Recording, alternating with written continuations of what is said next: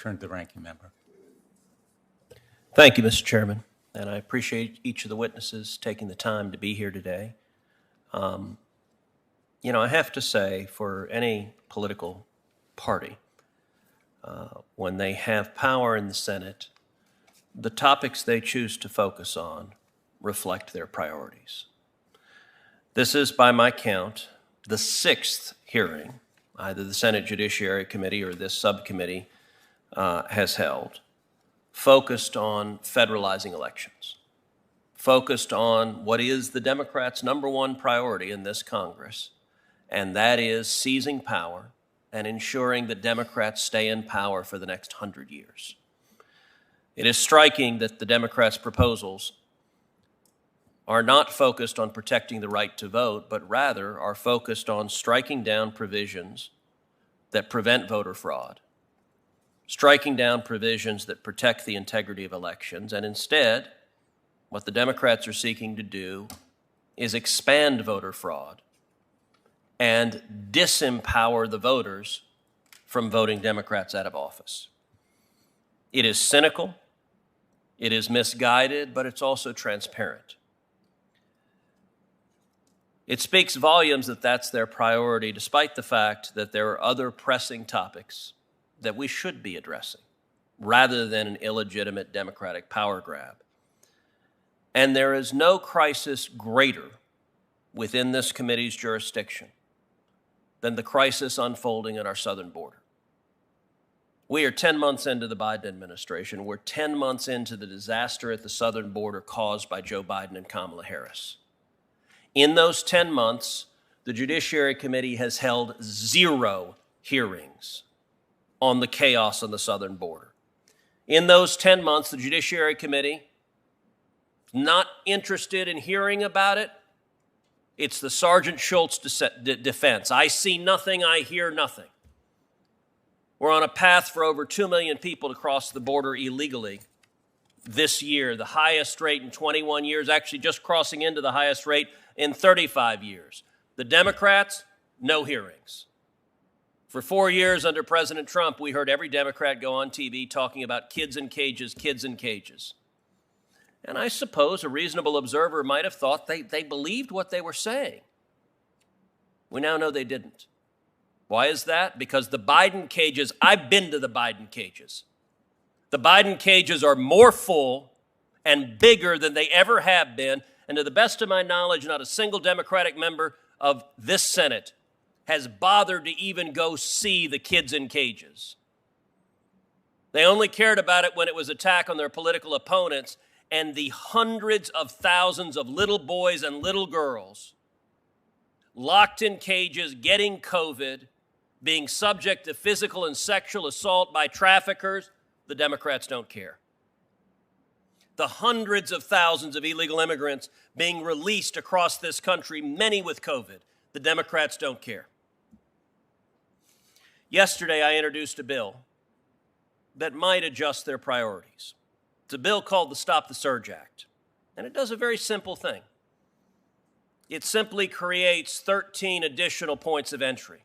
One of the reasons the Democrats don't care about the chaos that's unfolding in my state, the state of Texas, is because it's far away. They don't have to see the cages filled with kids. They don't have to see the schools bursting at the seams. They don't have to see the hospitals packed beyond capacity. They don't have to see law enforcement broke and unable to deal with it. It's somebody else's problem. Well, Stop the Surge Act creates 13 additional points of entry in places where Democrats live, including Greenwich, Connecticut, the chairman's home state, but also including places like Martha's Vineyard and Nantucket and Newport, Rhode Island. And it's very easy for Democrats to say, you silly Texans, you silly people in the rest of the country, you shouldn't worry about that. I feel quite confident Senate Democrats would feel differently if each and every week 10,000, 20,000, 30,000, 50,000, 100,000 illegal immigrants were being dropped off in Greenwich, Connecticut. Suddenly you would see a cry, this is a crisis. And yet, because it's just Del Rio, Texas, I've been to Del Rio, Texas. To the best of my knowledge, there's not a Democrat in this body that's been to Del Rio, Texas. Del Rio, Texas is a little town, 35,000 people. On one day, there were over 15,000 illegal immigrants, mostly from Haiti, under the bridge in Del Rio, half the population of the city. And Democrats don't care. It is scandalous that we have been nearly a year without a single hearing, without a single Democrat going to the Rio Grande Valley. And instead, what is their priority? Their priority is keeping Democrats in power. Now, this hearing, the sixth one on federalizing elections, in this instance, it's focused on the Native American community. Native American community is a wonderful community across the country of various tribes in each state. It's a community that over history has endured brutality. It's endured discrimination. But in the face of it all, these communities have proved resilient at the same time. I see it in Texas, where we have tribes with reservations like the Alabama Cushada, the Kickapoo, the Isleta del Sur Pueblo. But in Texas and elsewhere across the country, state officials are working with the tribes to meet their voting needs, to ensure that everyone has the opportunity to vote. Wyoming Secretary of State Edward Buchanan is here today. It's good to see you, Mr. Secretary. And I expect that he will tell the committee about this process and how it's already working to ensure that everyone has the opportunity to vote. There's no need for a complete overhaul of voting on tribal lands. But that's what Democrats are pushing, a complete overhaul of voting laws. And yet again, they're doing it for purely partisan gain. The Democrats are hell-bent on undermining voter integrity and rigging the system to favor Democrats.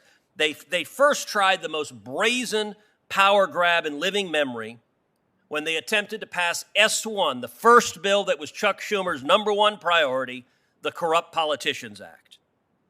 A bill designed to take powers away from citizens to register millions of illegal aliens, to strike down voter ID laws, to expand ballot harvesting. They tried the same thing in S4.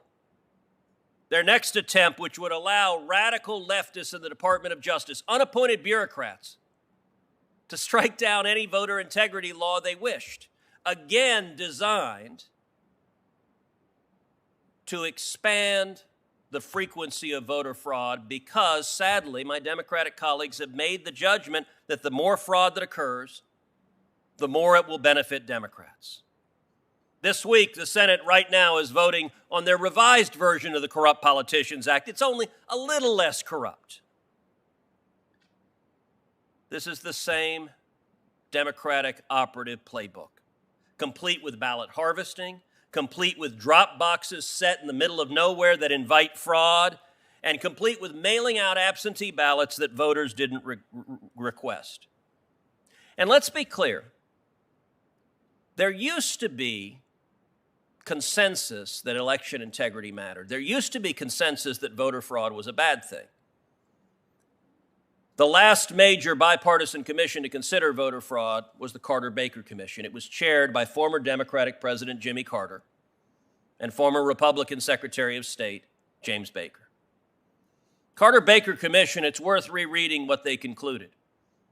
It's worth rereading their recommendations because the Carter-Baker Commission concluded voter fraud is real, it is a threat, it undermines the integrity of elections.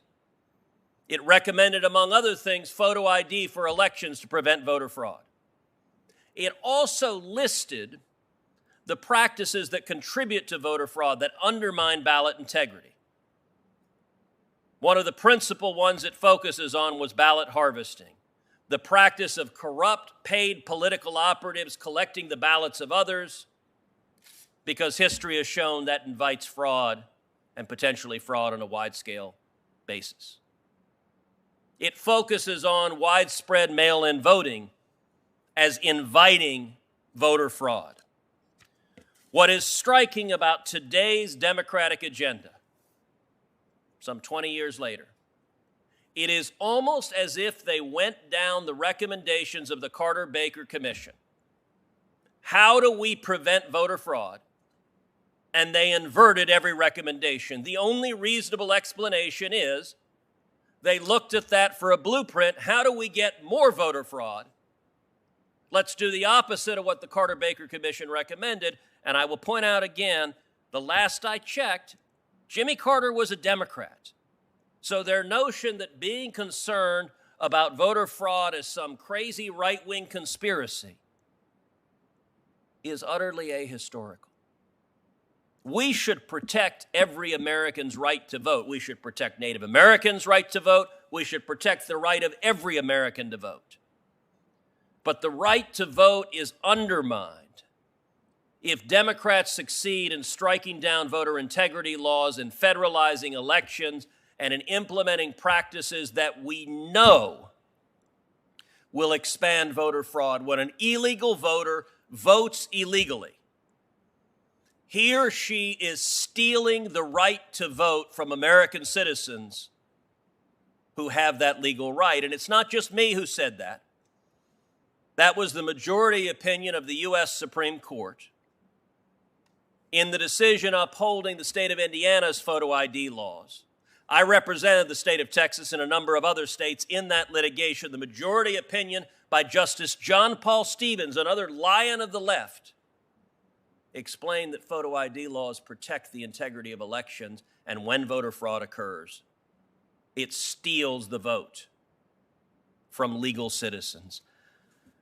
I don't know why the Democrats don't care about the crisis on the border. I don't know why the Democrats don't care about the children in the Biden cages today. I don't know why the Democrats don't care about the hundreds of thousands of illegal aliens with COVID that are coming into this country. I don't know why the Democrats don't care about the terrorists and gang members and violent criminals coming into this country. I don't know why the Democrats don't care about the human suffering their policies are causing. But what I do know is the Democrats today care about stealing elections.